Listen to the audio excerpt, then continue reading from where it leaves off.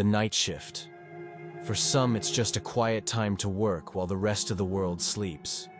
But for others, it's when everything starts to go wrong. When you're alone, the darkness stretches on and no one can hear you call for help. I've received countless stories from people who work the night shift at hotels, convenience stores, hardware shops. And more than a few of them have experienced things no one ever wants to face. Stalkers' eyes watching from the shadows, or footsteps silently following them down empty roads. These are three of the scariest stories I've ever read. All of them are true. All of them happened during the night shift. Now, turn down the lights, put on your headphones, and get ready. You're about to hear night shift horror stories. Story 1. The Man Behind the Glass. This happened a few years ago, back when I used to work the night shift at a small hotel in a quiet coastal town. A town that was never the same after the hurricane. After the storm hit, most homes were damaged or abandoned. The once lively streets turned silent. Many people either moved or vanished into temporary housing. That left the hotel oddly busy for a while, but then quieter than ever, like something was missing or watching. The hotel itself wasn't anything special, just your average bed and breakfast with creaky floors, soggy scrambled eggs in the morning, and cereal nobody touched. My shift ran from 6 p.m. to 2 a.m., and often I didn't see a single guest all night. I'd pass the hours in the break room sipping old coffee, sometimes watching the hallway monitors with that faint buzzing in the background. It was peaceful in a way, until that night. I remember hearing a deep voice echo faintly from the lobby, repeating, "Hello, hello." I walked out to the front desk and saw a man on the other side of the glass partition. He looked normal enough. Late 40s, messy hair, pale skin. He asked for towels, so I slid a few under the glass opening. But the way he snatched them fast, rough, and stared at me, it wasn't right. He turned and walked down the hallway.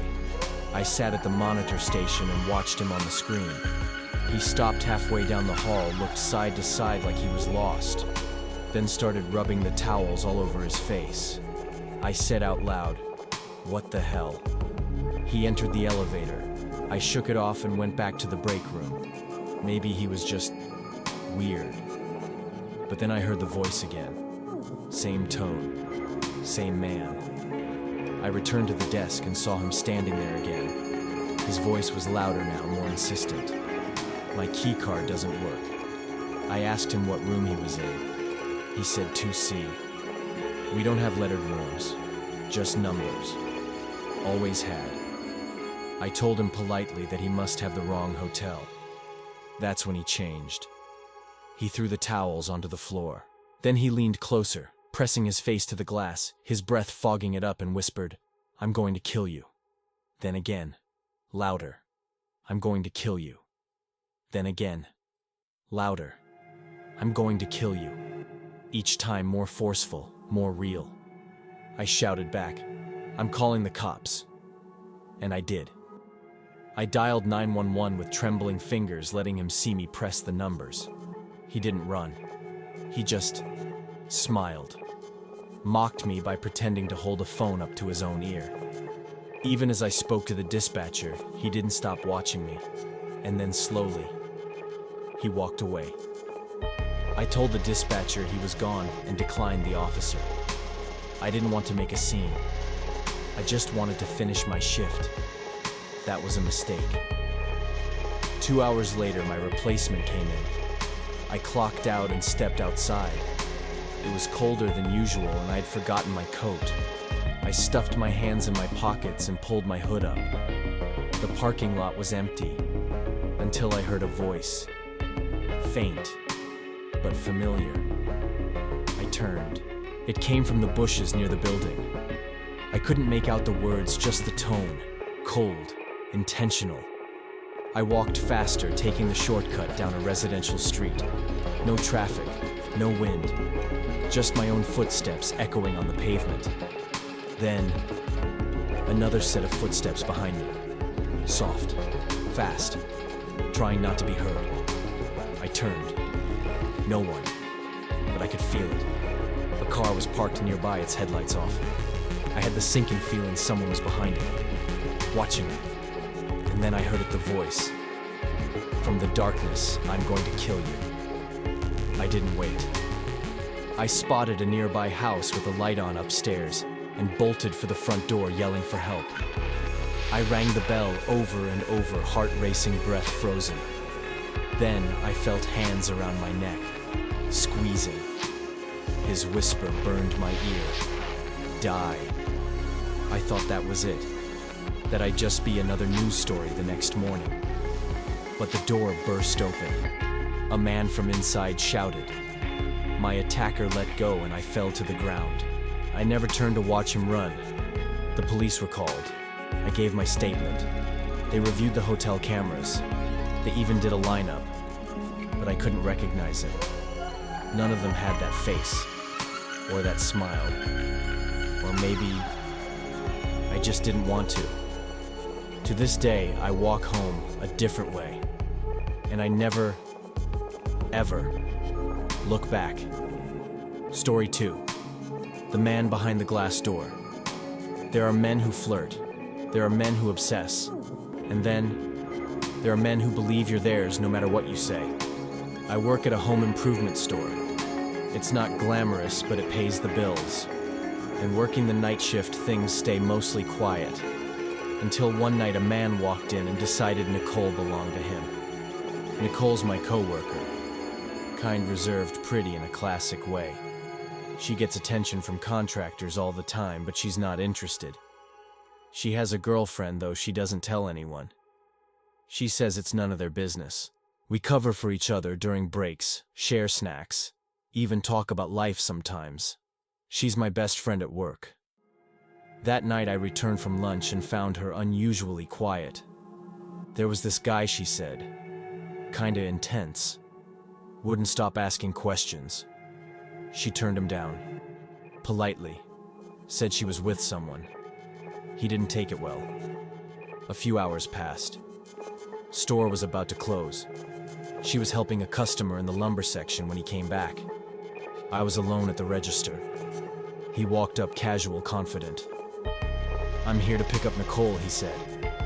How do you know her? I asked. She said yes earlier. We're going out. But that didn't line up with what Nicole told me. I lied like any friend would. She left for the night. His smile faded. He said he wanted to see her again. Ask her out. Again. That's not gonna happen, I said. He stared at me long enough to feel invasive. So I panicked.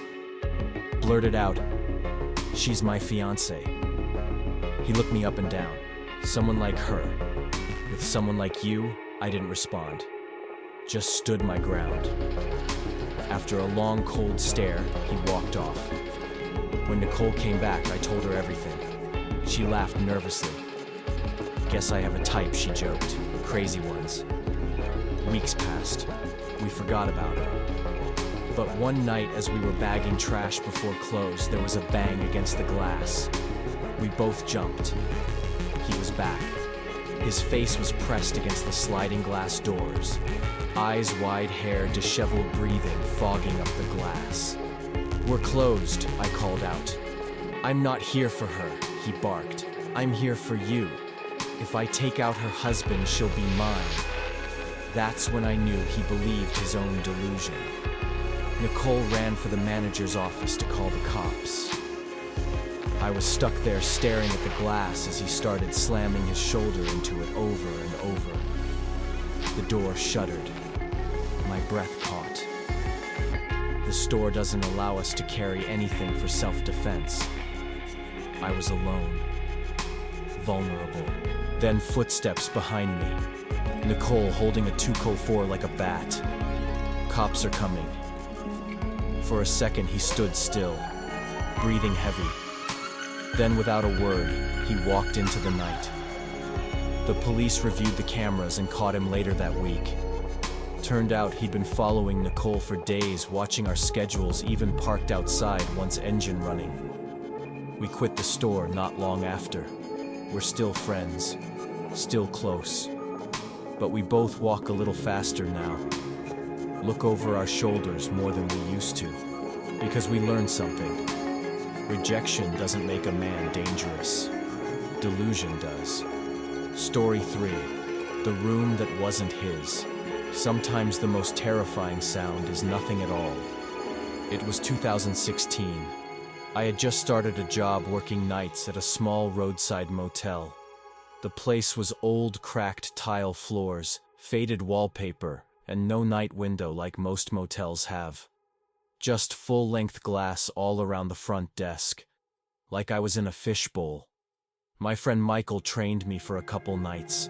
After that, I was alone. First solo shift, I was nervous, but okay. Until he walked in. Tall, gaunt, clothes hanging off him like they didn't belong to him. He asked for a room. I hesitated. Normally, we deny walk-ins that seem off. But he looked calm. Normal, even. I checked him in. But then, right as I was handing him his key, he snapped his head back and started swatting at the air. Spitting. Like bugs were crawling on him. I tried not to react. He left muttering to himself. 10 minutes later, bang. A hand on the glass door. It was him. He just stood there staring at me through the glass. Then cracked the door open. Why won't you let me in? Why won't you let me into my room? I tried to stay calm. Maybe your card's broken. Let me get you another. But his eyes, they were empty. I handed him a new key. He walked away slowly. I texted Michael, no answer. Tried again. Still nothing. Then, I saw movement on the monitor. Him, coming back. I ran into the office behind the desk, locked the door, and grabbed the pocket knife I always kept with me. He entered the lobby again, pacing, yelling, "Do you hate me? Why won't you let me in?" Then he wandered into the restroom. I heard him talking to himself. Kill her. Kill her. Kill her. I should have called the police, but I didn't. I waited, then stepped out. He was gone. A moment later, he came out of the restroom calmer. "I'll escort you to your room," I offered. My voice shook. He followed, but he kept stopping at the wrong door. A room where a woman had checked in just an hour earlier. I pretended it was a mistake. No, that's not yours. Here, this is your room." He smiled. "You're sweet. For now." I locked the office as soon as I got back.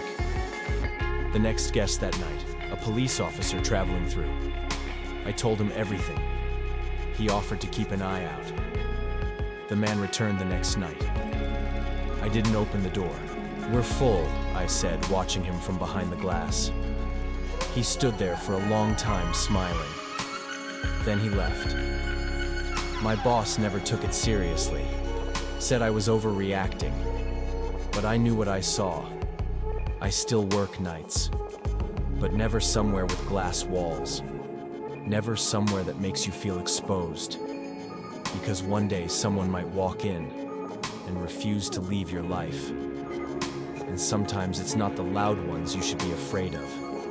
It's the quiet ones. The ones who smile while they plan. The night shift.